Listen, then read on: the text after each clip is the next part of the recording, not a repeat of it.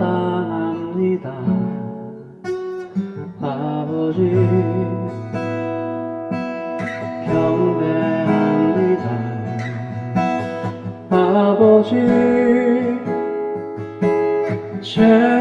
채워주소서 당신의 사랑으로. 예수님 사랑합니다. 예수님 경배합니다. 예수님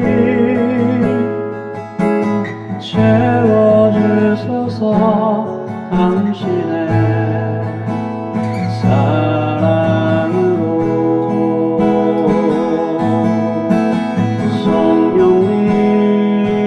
성령님 사랑합니다.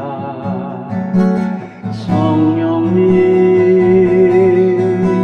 경배합니다. 성령님 채워주소서 당신의 사랑으로. 성령님 채워주소서 당신의 사랑으로.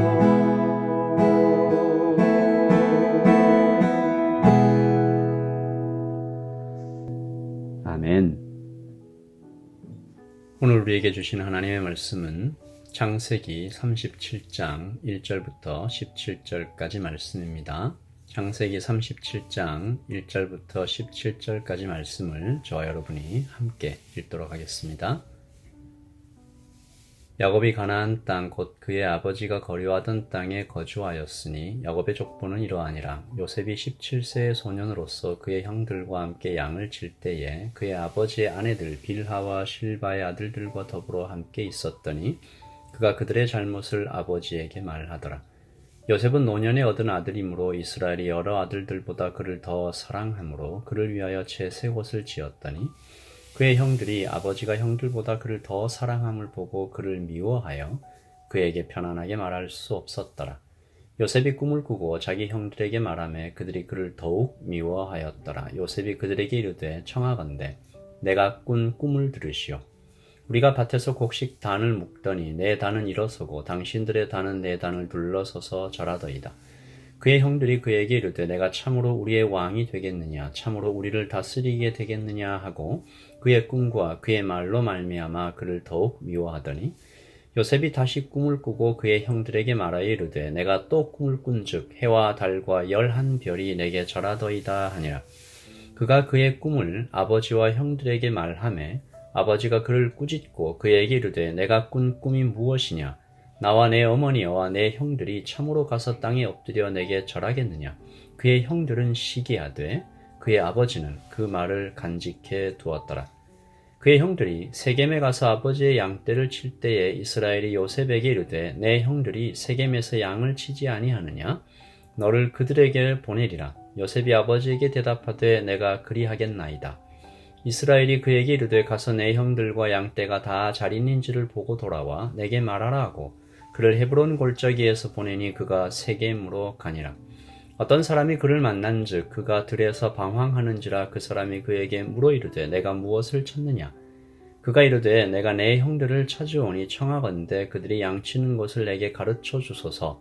그 사람이 이르되 그들이 여기서 떠났느니라. 내가 그들의 말을 들으니 도단으로 가자 하더라 하니라. 요셉이 그의 형들의 뒤를 따라가서 도단에서 그들을 만나니라. 아멘. 하나님의 말씀입니다. 하나님 말씀을 한 번 더 읽으시면서 묵상하시겠습니다.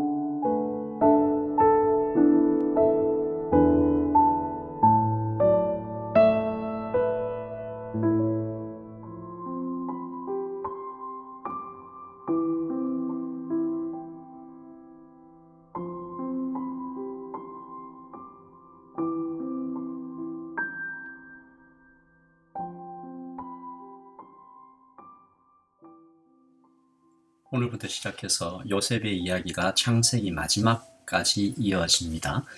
창세기 50장의 마지막 26절이 이렇게 끝이 나죠. 요셉이 110세의 죽음에 그들이 그의 몸에 향 재료를 넣고 애굽에서 입관하였더라. 오늘 말씀 1절이 야곱이 가나안 땅 곧 그의 아버지가 거류하던 땅에 거주하였으니 하고 나서 요셉은 라고 나오죠.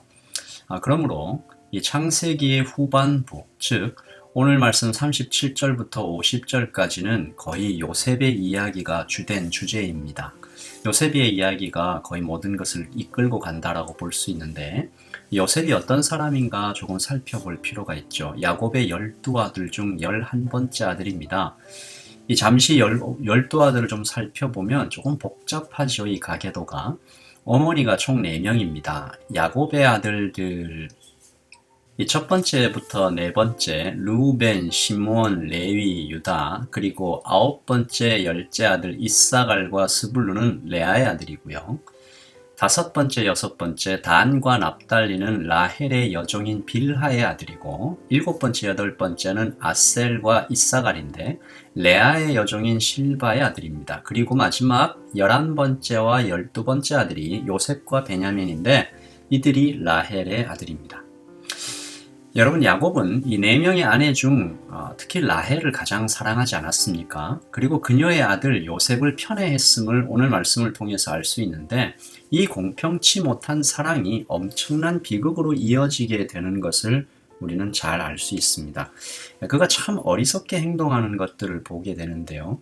물론 이해가 되는 부분이 있습니다. 요셉이 자꾸 눈에 들어오겠죠. 그의 나이 91세에 얻은 아들이고 또 그의 생모 라헬마저 죽고 없었기에 얼마나 애틋했을까요? 그러나 그는 감정보다 하나님의 뜻을 더 따라야 했던 사람이었는데 오늘 말씀 3절에서 보셔도 요셉은 노년에 얻은 아들이므로 이스라엘이 여러 아들들보다 그를 더 사랑함으로 그를 위하여 채색옷을 지었더니 더 사랑했다라는 말도 참 안타까운 단어이지만 여기 채색옷을 지었더니라고 할 때 사용된 동사 웨아사는 이 습관적인 행동을 의미합니다. 다시 말해서 요셉에게 지어준 채색옷이 낡아지면 그 옷을 다시 또 만들어주곤 하였다라는 뜻입니다. 요셉을 향한 야곱의 이 부주의한 편애의식을 잘 보여준다고 할 수 있는데 또한 오늘 12절 말씀을 보시면 그의 형들이 세겜에 가서 아버지의 양떼를 칠 때에 요셉은 지금 집에 있는 거죠. 다른 형들은 지금 집에서 100km나 떨어진 세겜까지 가서 고생하며 양떼 치고 있는데 요셉은 지금 집에 머물고 있습니다. 아마도 아버지 야곱의 배려였겠죠. 그는 요셉을 더 사랑하는 것을 부주의하게 자꾸 노출함으로써 다른 아들들의 마음에 사단이 들어올 틈을 내주고 말았던 것입니다. 물론 야곱의 잘못만이라고 할 수는 없죠. 요셉도 책임이 없다고 할 수 없습니다. 사랑받는 아들로 자라 철이 없을 수 있죠. 하지만 그가 벌써 17살이죠. 형들의 잘못을 일러 바치고 그리고 그 형들 앞에서 채색옷, 즉 상속자의 표시로 볼 수 있는 옷을 보란듯이 입고 다니고 또 그 꿈 얘기를 형들 앞에서 2번이나 반복하고 있는 것을 보면 요셉 또한 다른 이의 마음을 헤아리거나 생각을 깊게 하는 사람은 아니었던 것 같습니다.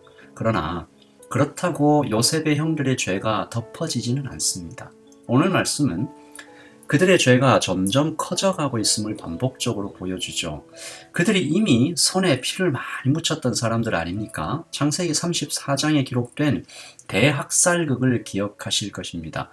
디나를 욕보인 히위 족속을 속여서 할례받게 한 뒤에 움직이지 못할 때 기습을 해서 칼로 모두 죽여버린 사건이죠. 사건 자체도 무시무시했지만 그 이후에 하나님께서 이 야곱의 집안을 특별하게 돕지 않으셨으면 보복을 당해서 가문 전체가 몰살당할 뻔했던 일이었습니다. 그때부터였을까? 그들 안에 자리 잡은 이 피해 냄새가 계속 이어지고 있는 것들을 보는데요. 부정을 일삼습니다. 동생 야곱에게 들키지요? 하지만 반성하지 않습니다. 반복해서 잘못을 또 저지르죠.